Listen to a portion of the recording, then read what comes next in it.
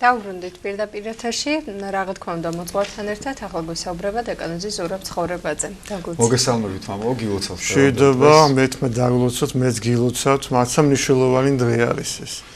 საერთოდ ჩვენ არაერთხელ გვითქვავს ამ ეთერში ჩვენი ტელევიზიის ეთერიდან, რომ იმდენად ბევრი სიწმინდე გვაქვს, იმდენად რაღაცა საოცარ ქვეყანაში ვცხოვრობთ, რომ ხშირად შეჩვეული ვართ ამას, შეჩვევა იცის ამ ყველაფერმა და ისეთ ყურადღებას ვერ ვაქცევთ, ისეთი ასე ვთქვათ გამოხატულება ჩვენ გრძნობებს არ აქვს, როგორც ეს საჭიროა და იგივე ითქმის აი დღევანდელ დღესთან დაკავშირებით. ჯერ მოდით ცოტა ისტორია მოუთხროთ ჩვენს ტელემაყურებელს, თუმცა ჩვენს გადაცემებში დღეს იქნება ამის თაობაზე, მაგრამ ჩვენ ცოტა სხვა კუთხით შევხედოთ ამ მე-5 საუკუნესთან არის დაკავშირებული დღევანდელი დღესასწაული და რა მოხდა მე-5 საუკუნეში? მე-5 საუკუნეში მაშინ იყო ლეონ დიდი იმპერატორი და მასთან დაახლოებული ორ დიდგვაროვანი ერთ-ერთ ოჯახში, როდესაც მიდიოდნენ მოსალოცად პალესტინაში, ერთ-ერთ ოჯახში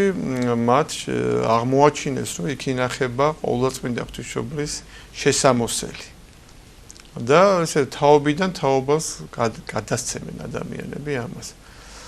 და ეს შესამოსელი იქნა წამობძანებული იმპერიის ცენტრში, კონსტანტინოპოლში და საგანგებოდ ამისთვის ლაქერნაში ეს ადგილია, აშენდა ტაძარი. ესე ჯეროვნად იქნა შეფასებული ამ სიწმინდის მნიშვნელობა და მისთვის საგანგებოდ ააშენეს. ტაძარი ასევე გაკეთა ლუსკუმა და ჩააბძანეს ყოვლადწმინდა ღვთისმშობლის ეს კვართი და ამას შემდეგში დაემატა კიდე მისი სხვა ნაწილები, სარტყლის ნაწილი და ასე შემდეგ. ანუ ესეთი დიდი ესე იგი სიწმინდის ფლობელი გახდა მაშინ კონსტანტინოპოლი. ეს სიწმინდე დადგინდა დღესასწაული. ანუ აი ამ ყოვლადწმინდა ღვთისმშობლის კვართის დადების დღესასწაული, ესე როცა გამოჩნდა ყველასათვის და როდესაც აშენდა ტაძარი. აქედან გამომდინარე, ეს დღესასწაული სათავეს იღებს სწორედ იმ პერიოდიდან.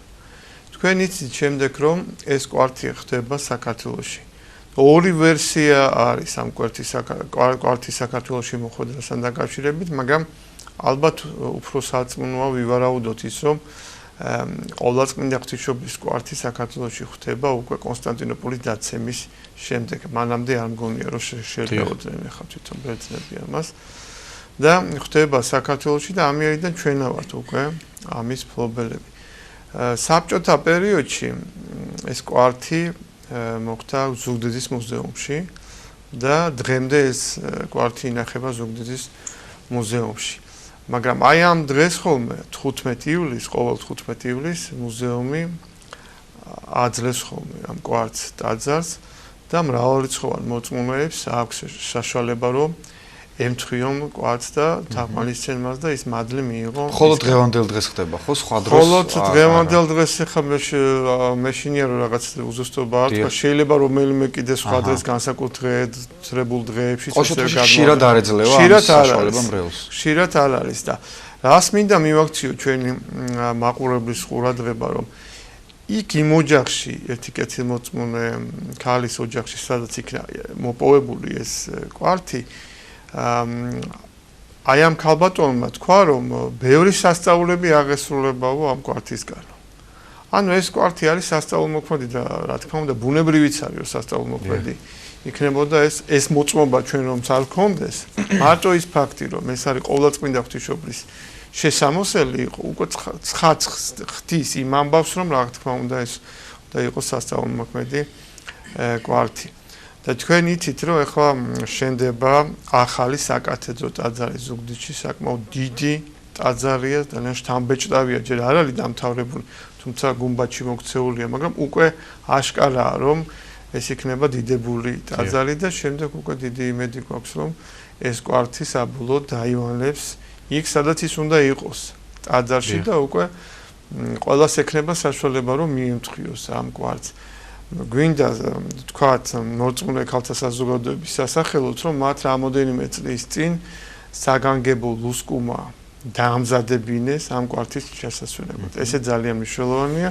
ეს არის ძალიან ლამაზი ლუსკუმა რა თქმა უნდა ეკუთვნოდა ამ კვარტს ამგვარი რამ ჩასასვენებელი და მადლობა ღმერთს რომ ეს აქვს, იმიტომ რომ მე მახსოვს კვარტი მანამდე იყოს ჩვეულებრივ მუზეუმებს რო აქვს საგამოფენო რაღაცა, დიახ, საგამოფენო რაღაცა დახლები, სტენდივით, დიახ, და იმითი გადმოაბრძანებდნენ ხოლმე, რაც რა თქმა უნდა არ იყო შესაძლებელი ამ კვარტისათვის და აქ ერთ რამეს უნდა გაესვას ხაზი რომ აი ჩვენ ფლობთ უფლის კვარტს.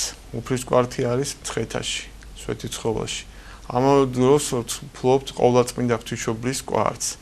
ეს გახლავთ ზუგდიდში. ანუ ეს ორი მთავარი სიწმინდე ჩვენი ეკლესიისა, როგორც ორი ფრთა ისე არის საქართველოში. ერთი აღმოსავლეთ საქართველოში, მეორე დასავლეთ საქართველოში და თითქოს აი ესე კრავს და ადუღაბებს მთლიანად ჩვენ ქვეყანას.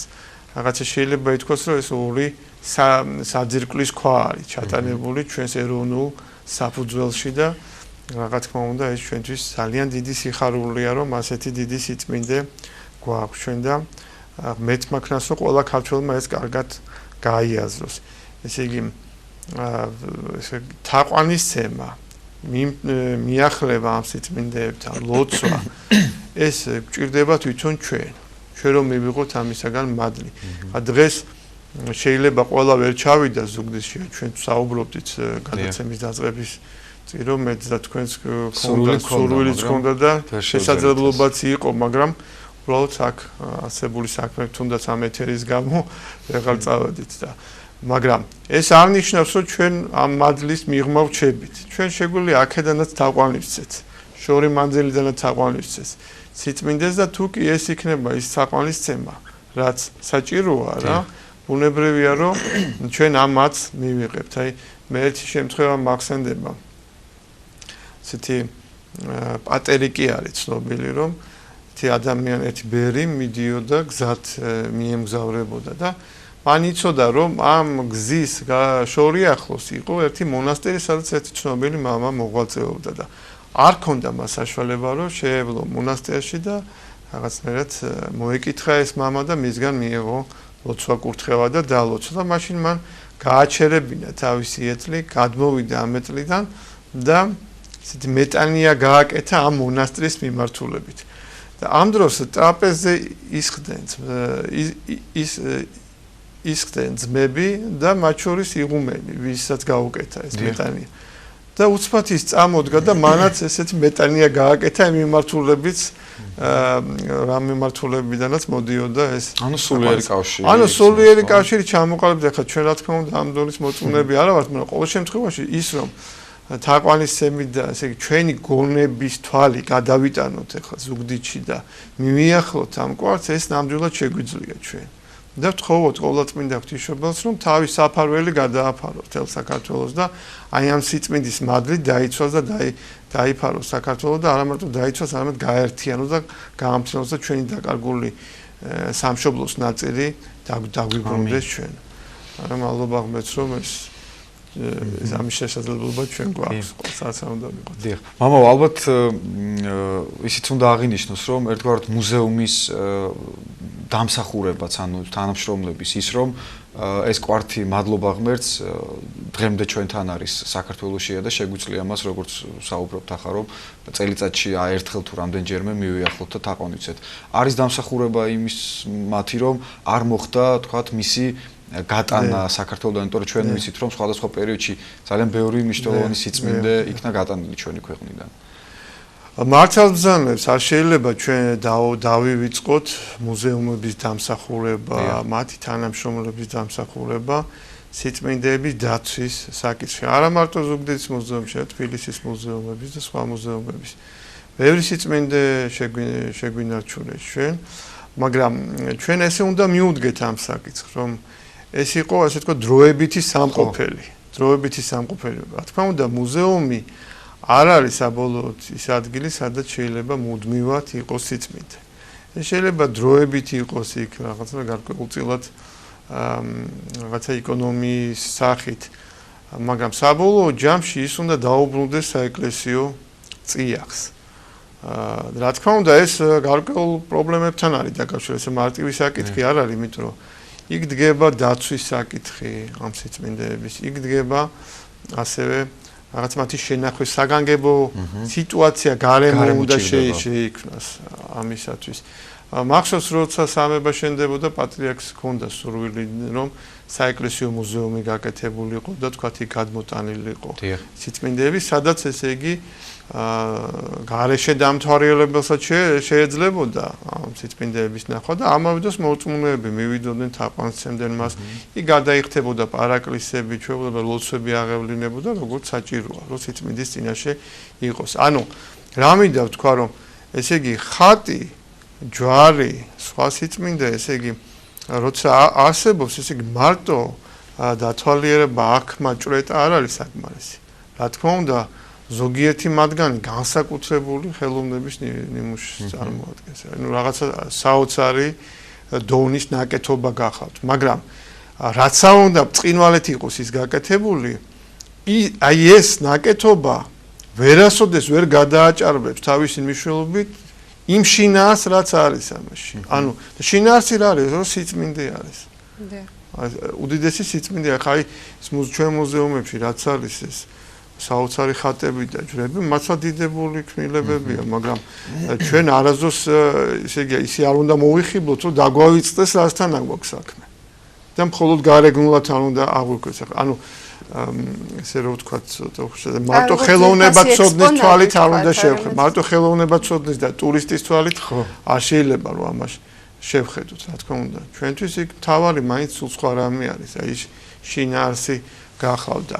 ეხლა ჩვენ ხათთაყვანისმცემლის დოგმატში გვიწერია ასეთი რამ, რომ გარდა იმისა, რომ იქ ნათქვამია, რომ ჩვენ პატი უნდა მივაგოთ ხაც, იმიტომ რომ იქ ვისი სახეც არის გამოსახული, აი ამას მივაგებთ პასუხს, ანუ მაცხოვრის ხატი თუ არის, მაცხოვას მივაგებთ, ღვთისმშობლის ხატი თუ არის, ღვთისმშობელს მივაგებთ და ასე შემდეგ. მაგრამ იქვე გვიწერია და სათანადო პატი უნდა მიეგოს ამას, რითიო სანთლის დანდებითო, კმევითო, მთხვევით და რა თქმა უნდა ლოცვა იგულისხმება. ანუ ეს დევს ამაში, ეს ჩადებულია ამ თაყვანისცემის საქმეში, მაგრამ კიდევ ერთხელ ვამბობ, რომ ხა ეს არ ნიშნავს იმას, რომ რაღაცა კატეგორიული მოთხოვნები დააყენოს, რაღაცა კატეგორიული იყოს, რაღაც დაუყოვნებლივ რაღაცა მოითხოვოს და რაღაცა საბოლოო ჯამში ჩვენ დამსახურებაც უნდა იყოს. ეხლა თუნდაც ის ფაქტი, რომ ეს კვართი ამდენ ხანს ღვთისმშობლის კვართი ამდენ ხანს არ არის ტაძარში, ხა ჩვენ შეიძლება გარეგნული მიზეზები რაღაც დავასახელოთ, რომ რატომღაც არ გადმოსცეს ეს ტაძარს, მაგრამ მოდით სხვანაირად შევხედოთ ამ საკითხს. მოდით ცოტა უფრო სულიერად შევხედოთ. ანუ მამები რას როგორც გვასწავლიან, ისე შევხედოთ, რომ ყველაფერში რაც არ უნდა ხდებოდეს, თქვენი თავი დაადანაშაულეთ. გვეუბნებიან ჩვენ წმინდა მამები და იგივე ყველა მოწმუნე ადამიანმა იცის, რომ რაღაცა რო არ ხდება ისე მის ცხოვრებაში და რაღაცა მას რო არ ეძლევა, ისევ და ისევ წმინდა მამათა შეგონებით უნდა შეეცადოს თავის თავში ჩაიხედოს და თავის თავში შეხედოს. და იქნებ ყოვლადწმინდა ღვთისმშობლის გული ჩვენ ჯერ ვერ მოვიგეთ. საიმისოთ რომ მისი შესამოსელთან უფრო ხშირი მიახლების საშუალება ქონდეს. იქნებ ჩვენ ვერ ვემსახურებით მას. თელ ერზე ეს გულისხმობთ მე. თელიერი იქნებ ვერ ეხსახურება ყოვლადწმინდა ღვთისმშობელს. იქნებ ყოვლადწმინდა ღვთისმშობელი გარისხებულია ჩვენი ცოდვების გამო, უაურაცხელი ცოდვების გამო, აბორტები იქნება, კაცისკლა იქნება, სიძამრუშება იქნება, სოდომური ცოდვა იქნება, ქურდობა იქნება, პარვა იქნება, უსიყვარულობა, სიძულვილი იქნება, რა ვიცი, რომელი ერთი ცოდვა ჩამოვთვალო კიდევ. არაეკლესიურობა იქნება, სათანადო პატივის არ მიგება იქნება იგივე სიწმინდეების მიმართ და იქნებ ამის გამო იქნებ ადამიანთა ჩაცმულობა არისხებს ყოვლადწმინდა ღვთისმშობელს, როგორც იცვევენ დღეს ქრისტიანაც რო იწოდებიან ისეთი ქალი, განსაკუთრებით ქალები და მამაკაცები ზოგჯერ. და ბევრი სხვა რამ. იქნებ ამის გამო ხდება, რომ არ ეძლევა ეს ამის საშუალება, რომ ყოვლადწმინდა ღვთისმშობლის კვართს მიეხოს. მაინც უნდა ვეცადოთ, რომ თუ ქრისტიანობა გვინდა სულ ჩვენი თავისკენ გქონდეს მზერა და თუ სულ სხვებისკენ გვექნება მზერა, მაშინ უფრო გაგვიჭირდება ჩვენ სულიერი ცხოვრება და უფრო ნაკლები შედეგი გვექნება. ყოველთვის იქნება სხვა მიზეზების მომხდარ. მიზეზებს რა დალევს? გარეგნულ მიზეზებს რა დალევს. ყოველთვის გამოვნახავთ ვიღაცას დამნაშავეს. თავარი დამნაშავის გარდა, ჩვენი თავის გარდა და ჩვენ სულში მიმდინარე პროცესების გარდა. ჩვენ გვაქვს კიდევ დრო, მე მგონი რომ ვისაუბროთ დაახლოებით 5 წუთი. და მე პრინციპში კითხვა არ მაქვს, რა შეიძლება ამასთან დაკავშირებით. მადლობა ღმერთს, რომ გვეძლევა იმის საშუალება. თითოეული მორწმუნე მიახლოს ამ სიწმინდეს და როგორც თქვენ ბრძანეთ, ალბათ ჩვენს მოგვეცემა ოდესმე იმის საშუალება. მართალია დღეს ვერ შევწელით, მაგრამ სხვა დროს ღმერთმა ინებოსთა დედაღვთისმშობელმა, რომ ჩვენც მივემთხვიოთ ისეთ დიდ სიწმინდეს, როგორც არის დედაღვთისმშობლის კვართი. უღრმესი მადლობა თქვენ მოგბრძანებისთვის. 9 საათი ახლოვდება, შვიდ კისლოს ვაღვალინოთ.